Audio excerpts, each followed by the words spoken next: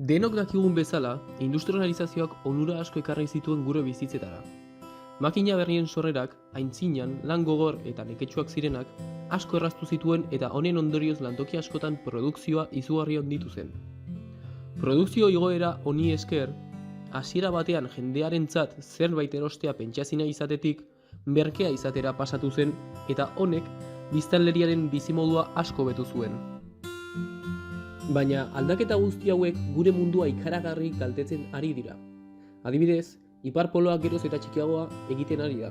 Itsasoak, mendiak eta ibaiak zaborrez betetzen ari dira eta enpresek kanporatutako gasen ondorioz berotegi efektua handitzea aparte, hirietako biztanleak gaixotzeko arriskua asko handitzen ari da.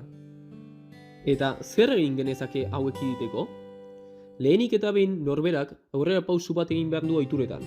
Ingurunearekiko lagungarriak ez diren produktuak alde batera utziz eta naturari kalterik egiten ez dien produktuak erosten saiatuz. Eta hori egin ondoren, besteek berdina egitera bultza. Arazoari soluzio emateko modurik errazena, baina era berean zailena, enpresek ingurumena errespetatzea da.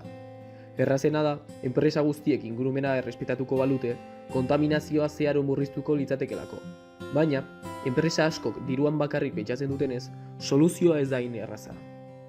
Horregatik, oraindik ikasten ari den jendea kontzientziatzea oso garrantzitsua da. Txikitatik balio sendoak ezarriz, etorkizunean ingurumenarekin lagungarriak izango ez diren erabakiak hartuko ez dituztelako.